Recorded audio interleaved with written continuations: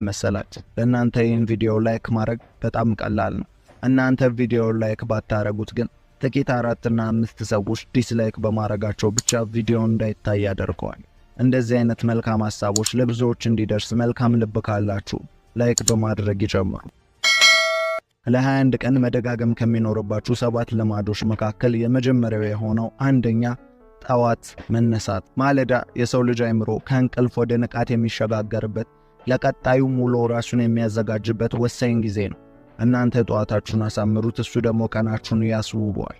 ስለዚህ ጠዋት መነሳትን አዳብሩ። በእነዚህ 21 ቀን ሌላ ጊዜ ከምትነሱበት 30 ደቂቃ ወይም 1 ሰዓት ቀደም ብላችሁ ተነሱ። አመስግኑ፣ ጸሎት አርጉ፣ ሻወር ውሰዱ፣ ቁርስ ብሉ። በተረጋጋ መንፈስ ወደ ስራችሁ ሂዱ። ያኔ ምን ያህል እንደጎደለባችሁ እንደነበር ታስተውላላችሁ። እንደተነሳ ስራ የሚጀምረው ማሽን ብቻ ነው። ስለዚህ እናንተ የሰው ልጆች ናችሁ። አእምሯችሁ፣ አካላችሁ እንዲነቃ ነፃ መሆን አለበት። ቀደም ብላችሁ ተነሱ። ለ21 ቀን ደጋግሙት። ማሳሰቢያ፣ 21 ቀን በወሰናችሁበት በዛ ሰዓት ብቻ ተነሱ። እያሻሻላችሁ እየመጣችሁ መስሏችሁ ዛሬ 12 ሰዓት ነገ 11 ተኩል ከዛ 11 ሰዓት እያረጋችሁ እንዳትሄዱ። ምክንያቱም በ5 እና በ6 ቀን አእምሯችሁ የሁሉንም ሰዓት አሰባስቦ አንዴ በመተኛት ያካክሷል። ስለዚህ ባላችሁበት በወሰናችሁበት በዛ ሰዓት ብቻ ለ21 ቀን ደጋግማችሁ ተነሱ። ሁለተኛ ስፖርት መስራት።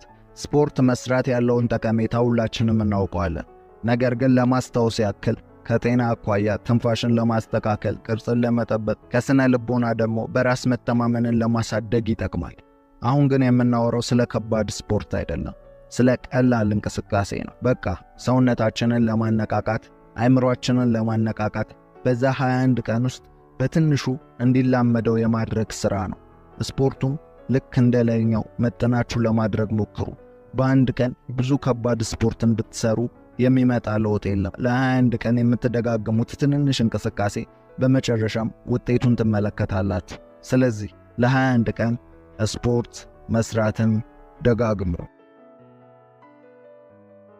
ሶስተኛ ማንበብ። ማንበብ የአእምሮ ስፖርት ነው። የአእምሮአችን ጡንቻዎች የሚዳብሩት በማንበብ ውስጥ ነው።